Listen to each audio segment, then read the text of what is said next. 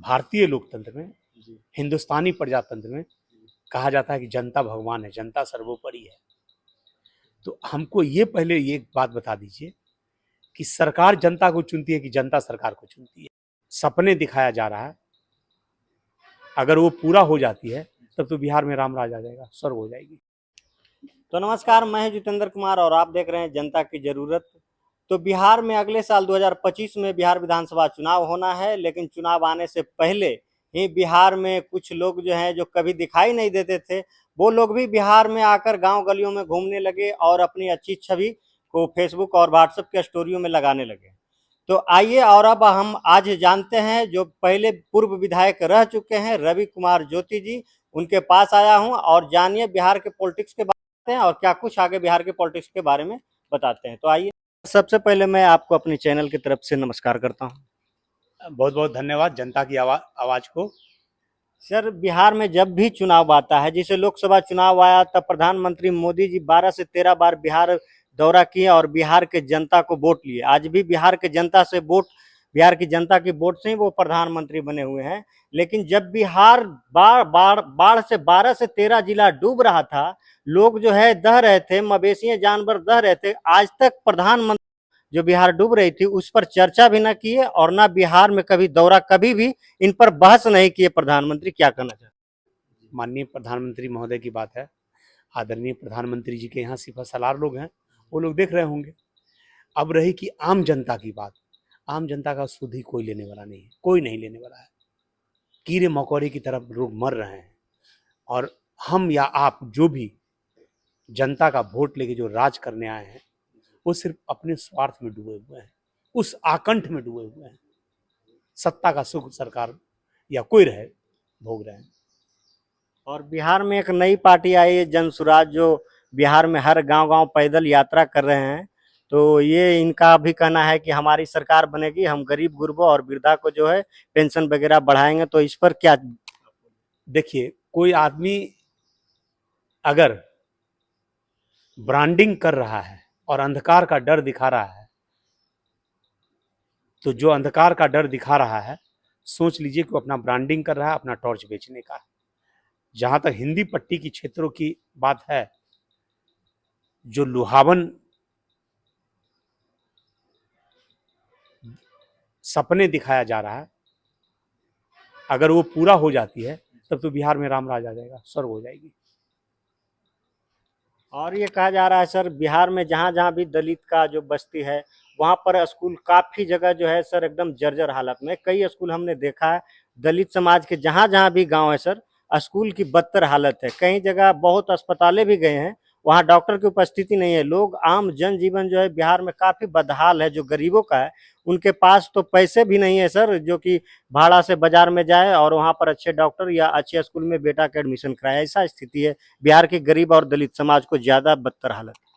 जनता की जरूरत आपका चैनल का नाम है। जी। हम इन सब चीजों के लिए हम जनता को उत्तरदायित्व मानते। जनता, भारतीय लोकतंत्र में, जी। हिंदुस्तानी प्रजातंत्र में कहा जाता है कि जनता भगवान है, जनता सर्वोपरि है। तो हमको ये पहले ये बात बता दीजिए कि सरकार जनता को चुनती है कि जनता सरकार को चुनती है? सरकार को तो जनता चुनती है। तो फिर ऐसा क्यों हो रहा है? जनता रोड पर क्यों नहीं उतर रहा है? भ्रष्टाचार के खिलाफ, अन्याय के खिलाफ, अनियमितता के खिलाफ क्यों नहीं आवाज उठा रही है? क्योंकि कहीं ना कहीं वो बिकाऊ है। जो इंस्टेंट, जो तत्क्षण जो लाभ लेना होता है, और पार्टी जाति के नाम पर, नेता के नाम पर जो पगलाया हुआ है जनता, तो उसका तो रिवार्ड मिलेगा ही। अगर डॉक्टर नहीं आ रहे हैं, मास्टर नहीं आ रहे हैं, स्कूल जर्जर स्थिति में है, तो मैं तंत्र का दोष नहीं दूंगा, क्योंकि स्ट्रक्चर तो सरकार बनाती है और सरकार को चुनती कौन है? जनता चुनती है। कौन दोषी हो गया? जनता। जनता दोषी है। आपको एक बड़े नेता बोले थे कि जब संसद मौन हो जाए ना, तो सड़कें आबाद हो जाती है। यहाँ तो सड़क भी सूना हो गया है, क्या कहिएगा? तो इसके लिए तो बहुत सारे दलित समाज के नेता हैं सर। संसद मौन कैसे होगा? आवाज उठनी चाहिए, लेकिन नहीं उठती है, बिहार के लिए नहीं उठती है। वहीं यूपी में चंद्रशेखर हैं, हमेशा तत्पर रहते हैं, बिहार वो जो संसद भवन गूंजती रहती है उनकी आवाज़ों से।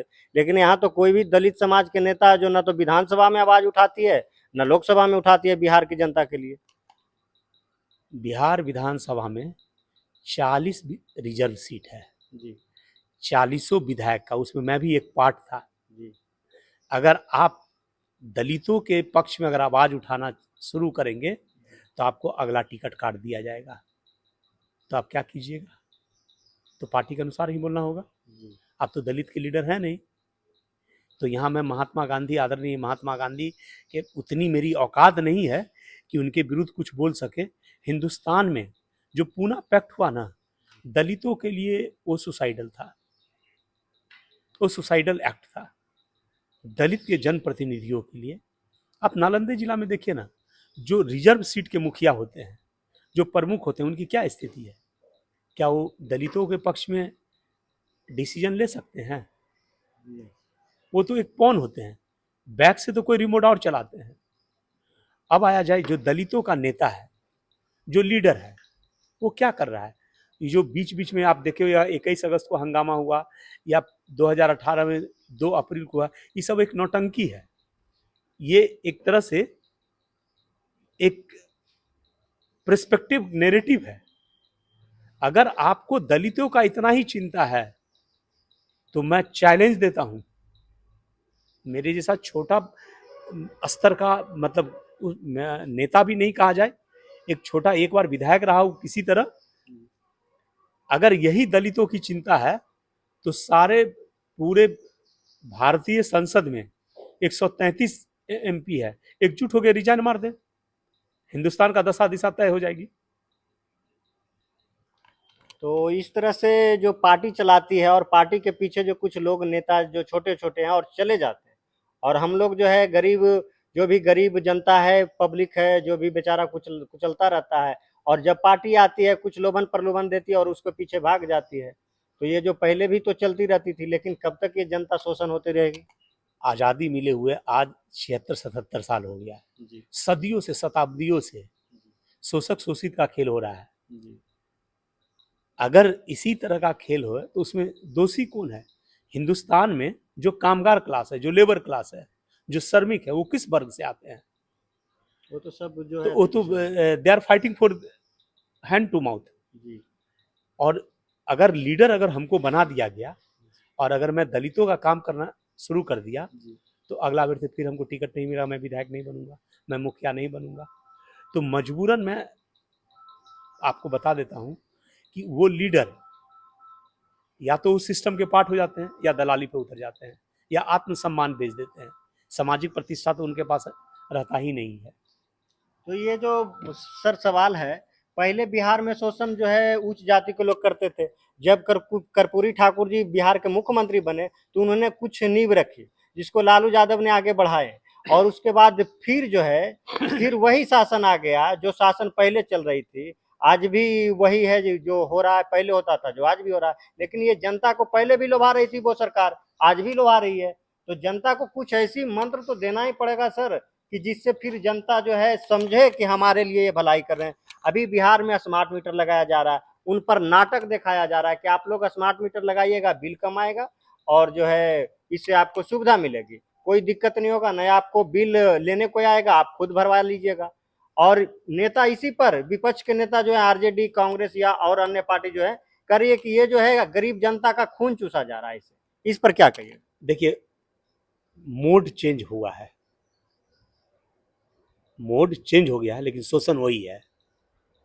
अब आया जाए स्मार्ट मीटर की, जहां तक बात ये बड़ा वाइड डिस्कशन है क्या? इंडस्ट्रिस्टों का, उद्योगपतियों का ये खेल है, और उद्योगपति पार्टी को चंदा देती है, और हम हिंदुस्तानी, हम बिहारी, चोरी का लत लग गया है। अगर सही रूप से सही मीटर दिया जाए, सही चार्ज लगा जाए, तो स्मार्ट मीटर खराब नहीं है। लेकिन अगर उसमें टेक्निकल फॉल्ट है और पैसा का है तो ये गड़बड़ है। अब जहां तक रही कि शोषण की बात, दलितों की बात, अब दलितों में शोषण है कहाँ? दलित का तो शोषण उसका नेता लोग कर रहा है। जिसको आप नेता बनाते हैं, जिसको आप रहनुमा समझते हैं, शोषण तो आपका वही कर रहा है, क्योंकि वोट तो आप उसको देते हैं, नेता तो आप उसको बनाते हैं। मोड वही है, मोड वही है, शोषण चेंज हुआ है। तो आइए हम जानते हैं, और जो जवाब मिला पूर्व विधायक रह चुके हैं रवि ज्योति जी, और ये जवाब से कहीं ना कहीं बिहार की वो जनता जिसे शोषण किया जाता है, जो जनता गरीब कुचलाया हुआ है, जिसे लोग नेता कभी देखने भी नहीं आते हैं, तो इनके जवाब के अनुसार वो जनता दोषी है। वो जनता खुद जो है अपनी वैसा प्रतिनिधि के चुने जो कि उनके पास मिले और उनकी हर समस्या का समाधान के लिए आगे रहे।